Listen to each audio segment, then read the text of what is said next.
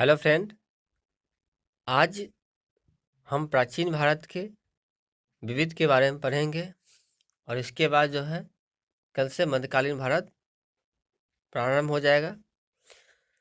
तो प्राचीन भारत के क्रम में हम आज पढ़ेंगे कि किस विदेशी यात्री ने भारत का दौरा सबसे पहले किया था।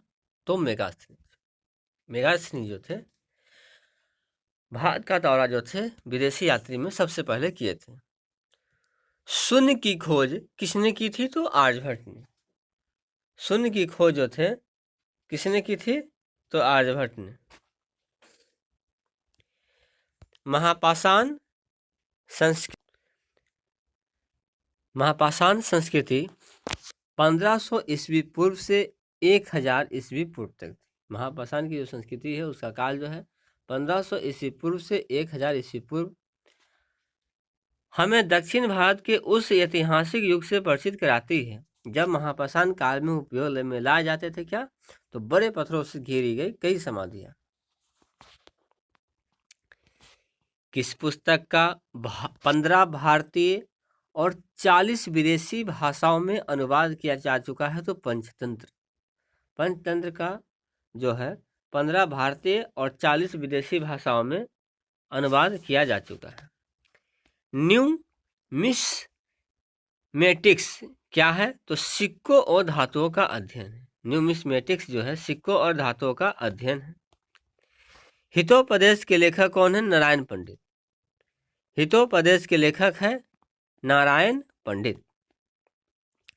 नाट्य शास्त्र की रचना किसने की? भरत मुनि ने। नाट्य शास्त्र की रचना किसने की? तो भरत मुनि ने।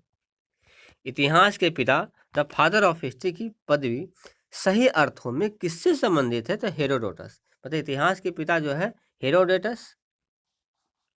ठीक है, एच से हिस्ट्री और एच से हेरोडोटस याद रखिएगा। प्राचीन नगर तक्षशिला किसके बीच स्थित था? तो सिंधु और झेलम के बीच में। सिंधु और झेलम के बीच में जो है प्राचीन नगर तक्षशिला स्थित। वह अंग्रेज कौन था जिसने सर्वप्रथम भगवद गीता का अंग्रेजी में अनुवाद किया था? तो चार्ल्स विलिकंस। वह अंग्रेज कौन था जिसने भगवद गीता का अंग्रेजी में अनुवाद करवाया था? तो विलिकंस ने जो थे अंग्रेजी में अनुवाद करवाया था। पुरापाषाण काल में आदि मानव के मनोरंजन के साधन क्या थे? तो शिकार थे। पुरापाषाण काल में आदि मानव के जो मनोरंजन के साधन थे उस क्या थे? तो शिकार थे। किसको चालकोलिथिक एज भी कहा जाता है? तो ताम्रपाषाण युग को। किसको चालकोलिथिक एज भी कहा जाता है? तो ताम्रपाषाण युग को। स्वपन वास्तवता के लेखक कौन है? तो भास। नालंदा विश्वविद्यालय किस लिए विश्व प्रसिद्ध था? तर्कशास्त्र के लिए। नालंदा विश्वविद्यालय जो था किस लिए विश्व प्रसिद्ध था? तो तर्कशास्त्र के लिए। उस स्रोत का नाम बतलाए जो प्राचीन भारत के व्यापारिक मार्गों पर मौन है। मिलिंद पन्हो जो है प्राचीन भारत के व्यापारिक मार्गों पर मौन है। आधुनिक मानव के हाल का पूर्वज कौन है? तो क्रो-मैग्नन पुरुष है। आधुनिक मानव के हाल का पूर्वज है क्रो-मैग्नन पुरुष।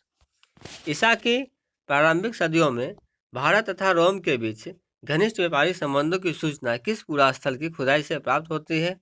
अरिकमेडु से हमें भारत तथा रोम के बीच जो है घनिष्ठ व्यापारिक संबंधों की जानकारी मिलती है। आधुनिक देवनागरी लिपि का प्राचीनतम रूप है ब्राह्मी। आधुनिक देवनागरी जो लिपि है उसका प्राचीनतम रूप क्या है? तो ब्राह्मी है। मानव द्वारा सर्वप्रथम प्रयुक्त अनाज क्या था? तो चावल। मानव द्वारा सर्वप्रथम प्रयुक्त अनाज क्या था? चावल था। काव्य शैली का प्राचीनतम नमूना किसके अभिलेख में मिलता है? तो रुद्रद्रमन। काव्य शैली का प्राचीनतम नमूना किसके अभिलेख में मिलता है? तो रुद्रद्रमन। कौन सा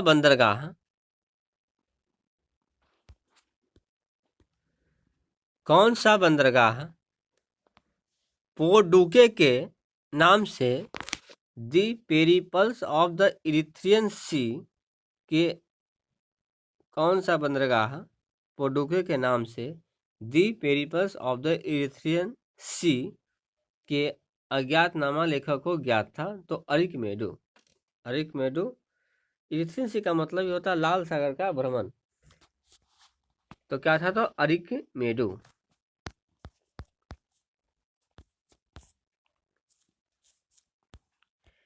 ताम्र पाषाण काल में महाराष्ट्र के लोग मृतकों के घर के फर्श के नीचे किस तरह रखकर दफनाते थे? तो उत्तर से दक्षिण का।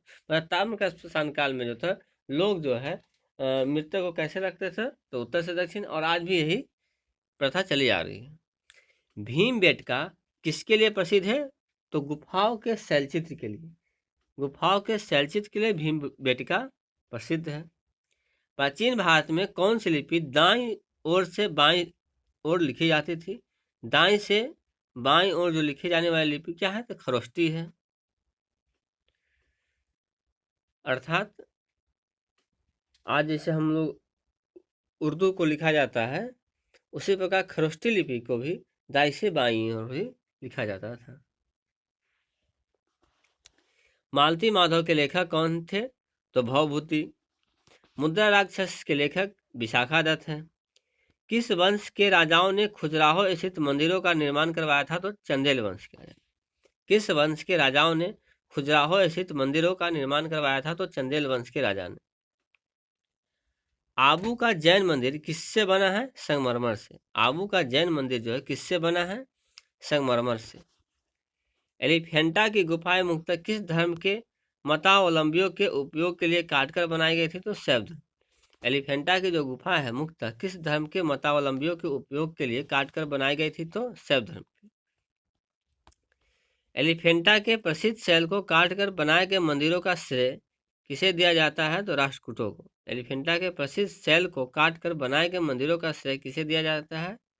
तो राष्ट्रकूटों को। अजंता और एलोरा की गुफाएं किस नगर में स्थित है? औरंगाबाद में। अजंता और एलोरा की जो गुफाएं हैं वो किस नगर में स्थित है? तो औरंगाबाद में। कोणार्क का सूर्य मंदिर किसने बनवाया था? नरसिंहदेव वर्मन। कोणार्क का जो सूर्य मंदिर है उसे किसने बनवाया था? नरसिंहदेव वर्मन ने।